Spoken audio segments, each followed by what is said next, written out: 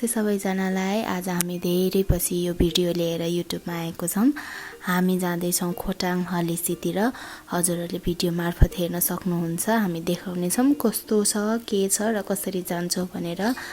हजुरहरूले भिडियो लास्टसम्म हेर्नुहोला र हामीलाई प्रतिक्रिया दिनुहोला। यो हाम्रो सबैको फर्स्ट टाइम थियो। हाम्रो फ्यामिलीको जुन चाहिँ हामी चाहिँ पूर्वतिर गइरहेको थियौँ, एकदमै राम्रो रहेछ। घरमै पिकअप गर्न आउने सिस्टम रहेछ उतातिरको चाहिँ। अनि हामीलाई चाहिँ बिहानै 4:30 बजेतिर नै घरमै लिन आउनु भएको थियो र अनि हामी गाडीमा चढ्यौँ। अनि सबैलाई पिकअप गर्दा गर्दा हामी मध्य ठिमीतिर चाहिँ लगभग 6-6:30 बजेतिर पुगिसकेका थियौँ। पूर्वको यात्रा हाम्रो पहिलोपटक भएको हुनाले हामी चाहिँ एकदमै खुसी थियौँ। साथै दिदी र मलाई चाहिँ एकदमै भमिट आउन खोजेको हुनाले चाहिँ हामीले पहिला नै औषधि लिइसकेका थियौँ। तर पनि मेनली चाहिँ मलाई गाह्रो भइरहेको थियो। त्यसै गरी हामी भक्तपुर हुँदै बनेपा हुँदै लाग्यौँ हामी खोटाङतिर।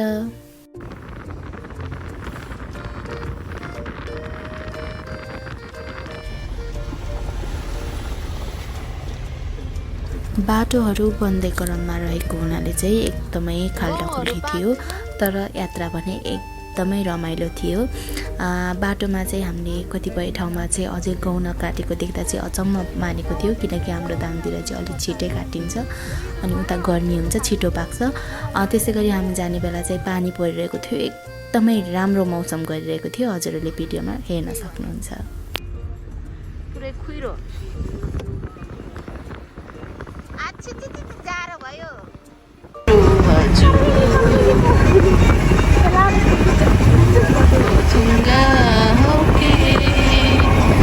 पानी परिरहेको कारणले गर्दा कुहिरो एकदमै लागेको थियो र एउटा ठाउँमा आएर चाहिँ हाम्रो ड्राइभर भाइले बाटो पनि बिर्सिनु भएको थियो, किनकि एकदमै ह्याप्पी कुहिरो भएको हुनाले।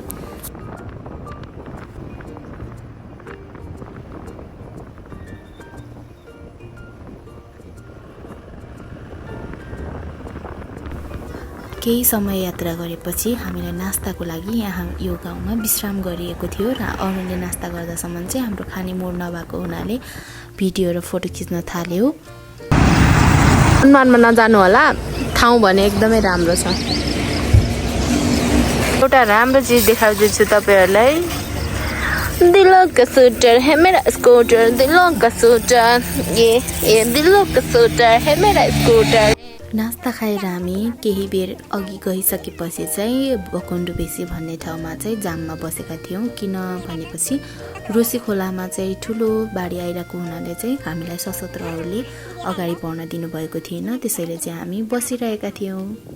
2 देखि 3 घन्टा हामी त्यो ठाउँमा बसिसकेपछि चाहिँ केही बेरको लागि एकैछिन खुलेको थियो र हामी त्यसैको मौका पारेर निक्लिहाल्यौँ। हजुरहरूले हेर्न सक्नुहुन्छ रोसी खोला यही हो। यसैको कारणले चाहिँ हामीलाई रोकिरहेको थियो। यहाँनिर आएर पनि हामीलाई फेरि एकछिन रोकियो अनि फेरि हाम्रो यात्रा सुरु हुन्छ। यहाँबाट खोला हेर्न सक्नुहुन्छ। एकदमै ठाडो खोला रहेछ। खोलाको बिचबाट फेरि बाटो रहेछ। गएको वर्ष दसैँतिर चाहिँ बाटोहरू सबै लगेको रहेछ भलले, अनि बाटो बन्दै क्रममा रहेछ। हजुरहरूले हेर्न सक्नुहुन्छ। खोला पनि मजाले आइरहेको थियो, काम पनि मजाले चलिरहेको थियो। त्यहाँ हाम्रो ड्राइभर भाइ एकदमै आतुर हुनुहुन्थ्यो, किनकि खोला बढिरहेको थियो र पानी पनि पर्न आँटेको थियो। केही समयपछि त लगत्तै पानी नै परिरहेको थियो। हजुरहरूले हेर्नुभएको होला, न्युज रुटिन अफ नेपाल बन्दले राखेको थियो। यस्तो माइक्रो त 3 या 4वटा जति अड्डिएको थियो खोलाको बिचमा। हाम्रो त्यही दिन नै हो। हामीभन्दा केही समय पछाडिका गाडीहरू हुन् तिनीहरू। एकदमै लामो समयसम्म चाहिँ यो खोलाको बाटो नै हिँडिराख्नु पर्ने। बन्दै त थिए तर पुरै बनिसकेको छैन बाटो। एकदमै डेन्जर छ। खोलाको बिचबाट हिँडेर जानु पर्दो रहेछ। केही बेर रुक्दै केही बेर हिँड्दै हामी यो बाटो खोलाको बाटो पुरै काटेर हामी बिस्तारै लाग्यौँ पहाडतर्फ। हजुरहरूले यहाँ हेर्न सक्नुहुन्छ। बाटैभरि ऐना राखेको रहेछ। किन राखेको त्यो त मलाई थाहा भएन। हेर्दा चाहिँ कस्तो अचम्म लाग्ने ठाउँ रहेछ। यो ठाउँ चाहिँ मैले भिडियोहरूमा देखेको थिएँ, आँखाले चाहिँ फर्स्ट टाइम देखेको। एकदमै अनौठो लाग्यो मलाई चाहिँ। अब यो बारेमा चाहिँ बुझ्नलाई अब गुगल या त युट्युब नै फेरि हेर्नुपर्ने हुन्छ। ड्राइभर भाइले भनेअनुसार जाम केही पनि भएन भने चाहिँ कन्टिन्यू हेरे पनि हामी चाहिँ बिहानको 4-5 बजेतिर हिँडेको मान्छे चाहिँ लगभग 2 बजेसम्म चाहिँ वहाँ खोटाङ पुगिसक्नु पर्ने जहाँ हामी जाने भनेको। तर त्यहाँ चाहिँ हामी समयमा पुग्न सकेका थिएनौँ किनकि हामी धेरै पहिला नै जाममा पर्ने यताउति गरेर हाम्रो टाइम त्यही नै गइसकेको थियो। एकदमै धेरै बेर पानी परिसकेपछि अब हजुरले हेर्न सक्नुहुन्छ पानी नपरेको यो मौसम एकदमै राम्रो गरिरहेको थियो। खोला सानसानो आइरहेको थियो र पानीको कारणले चाहिँ बाटो एकदमै बिग्रिएको पनि थियो, जहाँ जेसीबीले चाहिँ हाम्रो बाटो सफा गर्दै हुनुहुन्थ्यो।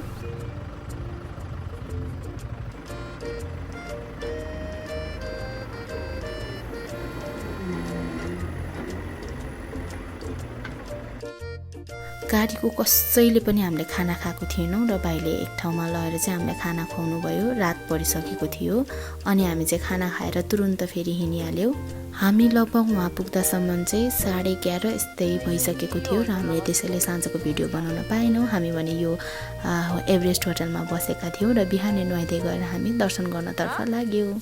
होटलको ठ्याक्कै अगाडि चाहिँ पूजाको सामग्रीहरू किन्ने पसल रहेछ। हामी चाहिँ त्यहाँनिरबाट पूजाको टोकरीहरू किन्यौँ अनि यसको भिडियोमा पनि देखाइहाल्यौँ। अनि मेरो मम्मीले चाहिँ पैसा पे गर्नुभयो उनीहरूलाई अनि उहाँहरूले पैसा पे गरिसकेपछि हामी त्यो पूजाको सामग्रीहरू बोकेर लाग्यौँ मन्दिरतर्फ। मन्दिर पनि नजिकै रहेछ होटलदेखि, एकदमै नजिकै।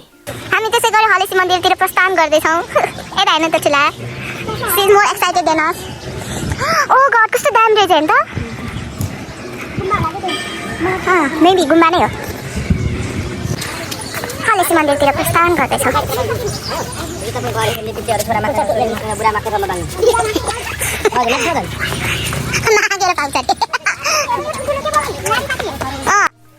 अब भने म हजुरहरूलाई देखाउँछु मन्दिर। हजुरहरू हेर्नुहोस् है त।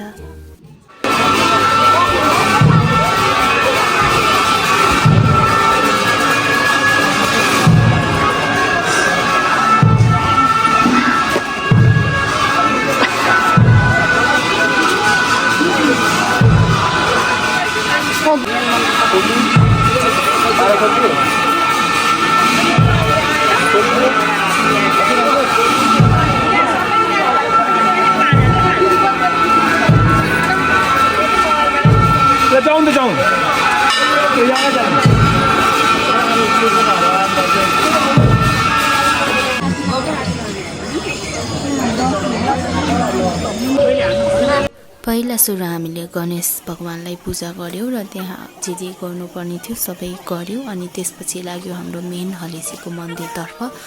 हजुरहरू हेर्नुहोस् है त कस्तो छ भनेर।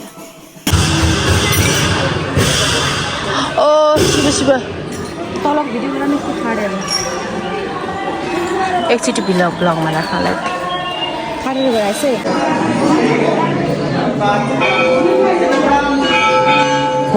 नेपाल सेनाको तर्फबाट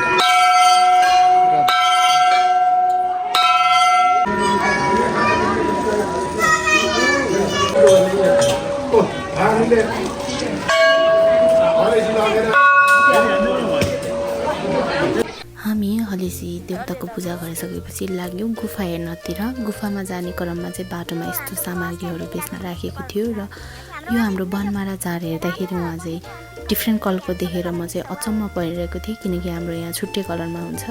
मम्मीको खुट्टा दुख्ने भएको हुनाले चाहिँ मम्मी माथि मेन मन्दिरमै बस्नुभयो अनि दिदी र म चाहिँ गुफा हेर्नको लागि आएको थियौँ। दिदी र मलाई चाहिँ एकदमै रमाइलो लागिरहेको थियो। अझ झन् मलाई चाहिँ झनै एकदमै रमाइलो लागिरहेको थियो किनकि म फर्स्ट टाइम यसरी गुफाभित्र पसिरहेको थिएँ।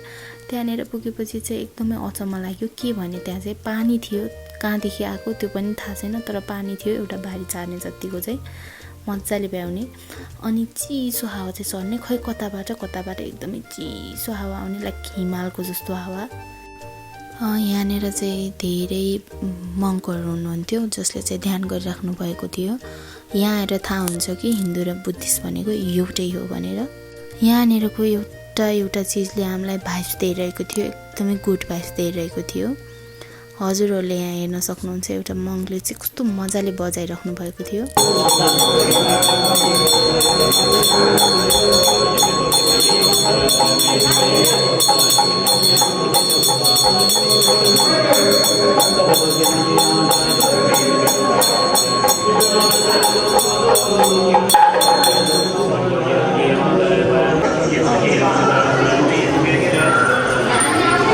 गुफाबाट देखिने जुन चाहिँ आकाश देखिन्छ हजुरले हेर्न सक्नुहुन्छ। हेर्दाखेरि चाहिँ स्वर्गै जाने बाटो जस्तो छ। सिँढी भएको भए त सेम त्यस्तै।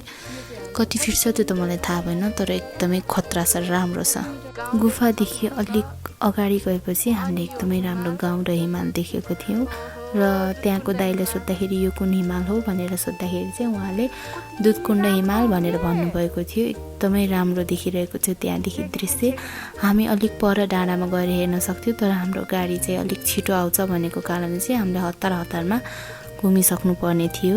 गाडी चाहिँ 8देखि 8:30देखि 9 बजेसम्म आउँछ भनेको हुनाले चाहिँ हामी अलिक हतारमा दर्शन गरिरहेका थियौँ।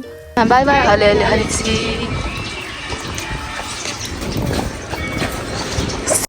फर्किने क्रममा चाहिँ बाटो नराम्रो भएर चाहिँ हामी दोलखा हुँदै आएका थियौँ। घर पुग्दासम्म 11:30-12 बजिसकेको थियो। फेरि पनि हामी यस्तै भिडियो लिएर आउनेछौँ। यतिन्जेलसम्म हेरिदिनु भएकोमा धेरै धेरै धन्यवाद। लाइक, सेयर, सब्सक्राइब गरिदिनु होला।